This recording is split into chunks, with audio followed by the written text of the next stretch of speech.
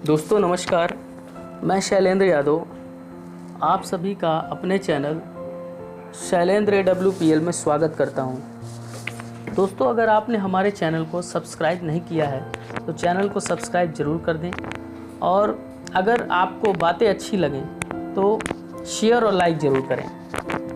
तो चलिए दोस्तों आगे बात करते हैं। दोस्तों, आज का जो हमारा टॉपिक है वो हमारा टॉपिक जो है ये है कि वाकई में क्या जो हम व्यवसाय यानी जो हम बिजनेस करते हैं या जो नौकरी करते हैं वाकई में सुरक्षित है वो। आइए इसका जवाब ढूंढते हैं। दोस्तों, पिछले 20 वर्ष संसार में आर्थिक दृष्टि से काफ़ी महत्वपूर्ण थे। तकनीकी क्रांति और वैश्वीकरण के व्यापार के तौर तरीके बदल दिए हैं।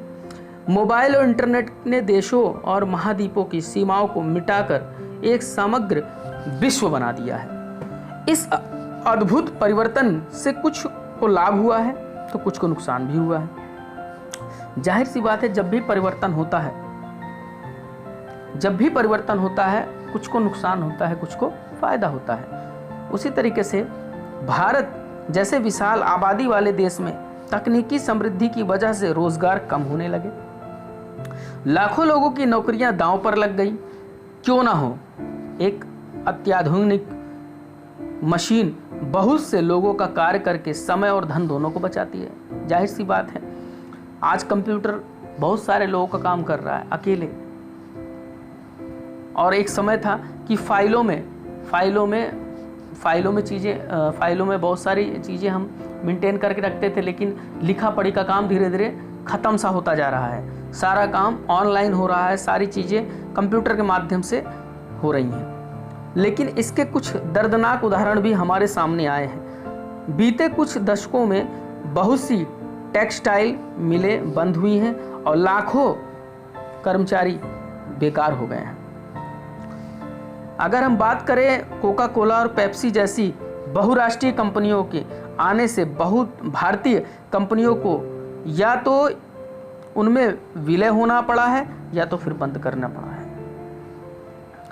विदेशी उन्नत वाहन निर्माताओं ने देश में प्रवेश किया और कई भारतीय चार पहिया या दो पहिया यानी 4 व्हीलर या 2 व्हीलर कंपनियां बंद होने की कगार पर पहुंच गई हैं। एक सामान्य से टैली सॉफ्टवेयर ने संस्थानों की गद्दियों से मुनीमों को समय से पहले रिटायर कर दिया। सस्ते मोबाइल फ़ोन और इनकी बेतहाशा बिक्री ने हज़ारों पब्लिक टेलीफोन बूथों पर ताले लगवा दिए। हर दिन किसी न किसी कार्य क्षेत्र में एक नई तकनीक आती है, एक नया आविष्कार होता है और उसी के कारण एक पुरानी तकनीक को अलविदा कह दिया जाता है। साथ ही दांव पर लग जाती है उस उद्योग से जुड़ी करोड़ों लोगों की जिंदगियां। रियल बात है दोस्तों, एक व्यक्ति जो अपने पूरे परिवार का पालन पोषण कर रहा है, कहीं नौकरी कर रहा है, सोच के देखिए, अगर उसकी नौकरी चली जाती है तो उसके परिवार में अगर 5 सदस्य हैं तो पांचों सदस्य उस व्यक्ति पर डिपेंड है, उस इंसान पर डिपेंड है। और अगर उसकी नौकरी चली जाती है तो सोच के देखिए कैसे भरण पोषण हो उस परिवार का। सोचने वाली बात है। हम में से कोई भी नहीं कह सकता है कि बड़ी लागत और मशीनें लगा कर हम जो व्यापार कर रहे हैं वह कितने दिन चलेगा, इस बात की कोई गारंटी नहीं है। पूरी ताकत झोंक कर जिस फैक्ट्री के साथ अपना भविष्य जोड़ देते हैं उस फैक्ट्री का भविष्य क्या है, सोच के देखिए इस बात को। सरकारी नीति में एक मामूली सा परिवर्तन करोड़ों लोगों का रोजगार छीन सकता है। पक्की बात है ये।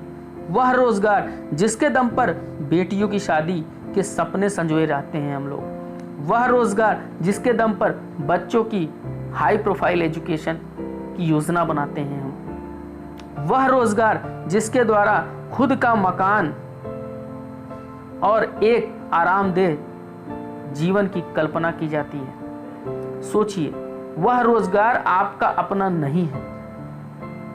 कोई गारंटी नहीं कब वो आपके हाथ से चला जाए, वह तो किसी और के रहमो करम पर है। यदि आपको उसे अचानक बंद करना पड़ जाए तो आप क्या करेंगे, कहाँ जाएंगे? जीवन भर की जमा पूंजी, लागत, मशीनें, कर्ज, उन सब का क्या होगा? सोच के देखिए इस बात को एक बार आप लोग।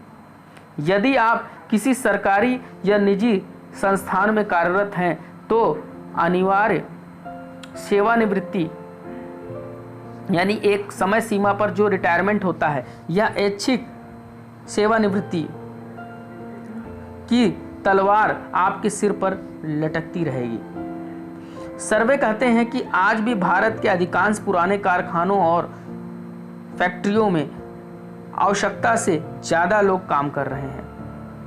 यदि उद्योगों को जिंदा रहना है तो छटनी और रिटायरमेंट यानी सेवानिवृत्ति जैसे कदम अनिवार्य रूप से उठाने पड़ेंगे।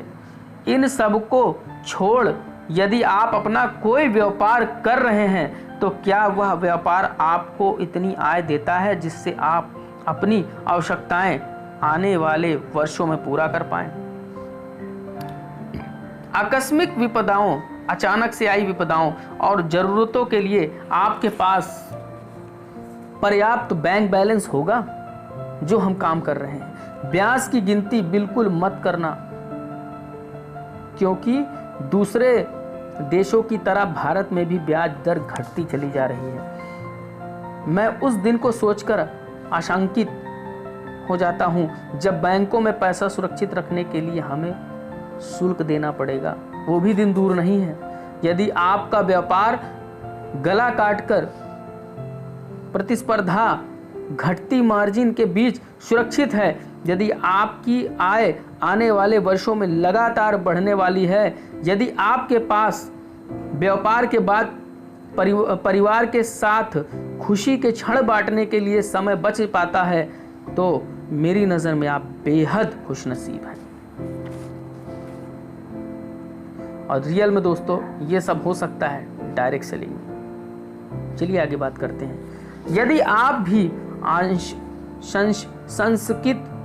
सांस्कृत हैं, अगर आपको भी शंका है, भविष्य के प्रति चिंतित हैं, यदि आपने भी खुद के लिए, परिवार के लिए कुछ सपने संजोए हैं, तो रियल में दोस्तों नेटवर्क मार्केटिंग से जुड़ने का आकर्षक अवसर आपके सामने खड़ा है। डायरेक्ट सेलिंग जिसको बोलते हैं। इसमें आपको आम व्यापार के जैसी लागत नहीं लगेगी।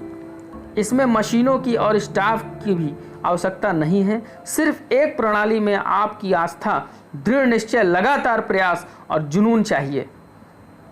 दोस्तों अगर सीधे शब्दों में कहा जाए तो यह सरल, यह शॉर्टकट प्रणाली नहीं है, यह धन कमाने का कठिन रास्ता है, परंतु इसकी खासियत यह है कि इसके दरवाजे सबके लिए खुले हैं। धन्यवाद।